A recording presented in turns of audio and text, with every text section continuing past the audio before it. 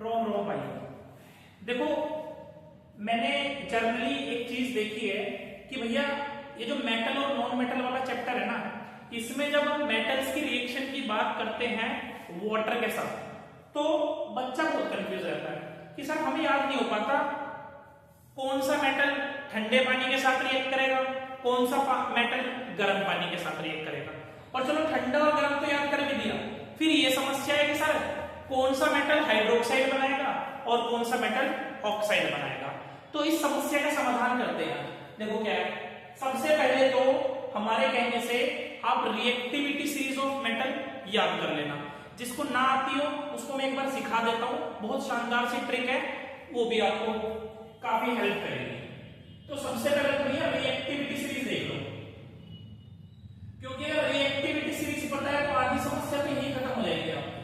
ठीक है, देखो क्या है, केदार, नाक, का, माली, आलू, जरा, फीका, पकाता है। क्या है? केदार नाथ का जो माली है वो आलू कैसा पकाता है? फीका। और अगर वो आलू फीका पकाता है तो सब्जी हमारा टेस्ट कैसा हो जाएगा? खराब हो जाएगा। टेस्ट को सुधारने के लिए हम क्या करेंगे? चाप खाएंगे। क्या खाएंगे टेस्ट को सुधारने के लिए? चाप, CHAAP।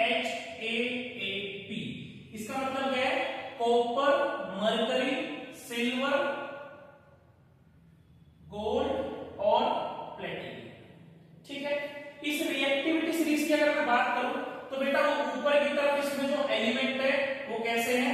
Most reactive elements. नीचे की तरफ कैसे एलिमेंट है? सर नीचे की तरफ लीस्ट रिएक्टिव एलिमेंट्स। ठीक है, मतलब पोटेशियम सबसे ज्यादा रिएक्टिव और प्लेटिनियम सबसे कम रिएक्टिव। अब आ जाते हैं अपने पॉइंट पे जो हमें पढ़ना था। हमें पढ़ना था सर मेटल की reaction of metal with water. तो रिएक्शन आप लोग लिख लो, रिएक्शन में दिक्कत नहीं है, हमें समझना है कौन ठंडे पानी के साथ रिएक्ट कर रहा है और कौन गर्म के। ठीक है, तो तीन चीजें आपके पास, कोल्ड वाटर, हॉट वाटर और स्टीम। कुछ को तो भाप की जरूरत है, कुछ नहीं है। जो ज्यादा रिएक्टिव है वो ठंडे पानी के साथ रिएक्ट करेंगे गर्म के। सो जो बहुत ज्यादा रिएक्टिव हो तो ठंडे के साथ ही कर जाएगा। स्टीम के साथ वो रिएक्ट करेगा जो थोड़ा कम रिएक्टिव होगा। ठीक है, तो देखो क्या है, जिसको दिक्कत हो तो कोड याद रख लेना 313। कोड क्या है? 313। 313 का क्या मतलब है? ऊपर के तीन एलिमेंट जो है वो कोल्ड वाटर के साथ रिएक्ट करेंगे। देन एक का मतलब जो बीच में आ गया ये मैग्नीशियम, ये हॉट वाटर के साथ रिएक्ट करेगा।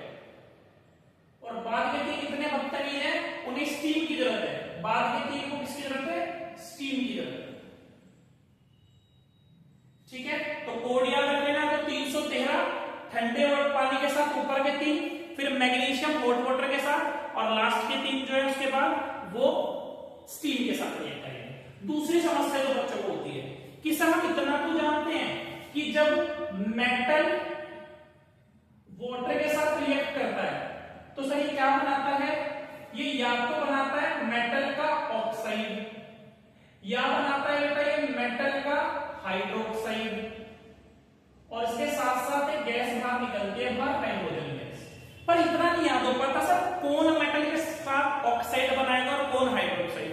बहुत सिंपल है बेटा, जो ऊपर के चार है, जो ऊपर के चार है ये तो बनाएंगे मेटल के साथ रिएक्ट करने के बाद हाइड्रोक्साइड, और जो नीचे के तीन है स्टीम वाले बनाएंगे ऑक्साइड। हाइड्रोजन गैस दोनों के साथ ही बाहर निकलेगी। ठीक है, अगर वीडियो अच्छी लगी हो तो चैनल को लाइक शेयर सब्सक्राइब जरूर कर देना, और अगर आप चाहते हो कि सर इसी तरीके की वीडियो लाते रहो तो नोटिफिकेशन, और अगर आप चाहते हो कि सर इसी तरीके की और वीडियो लाते रहो तो कमेंट बॉक्स में जरूर लिखना आप कौन से टॉपिक पर वीडियो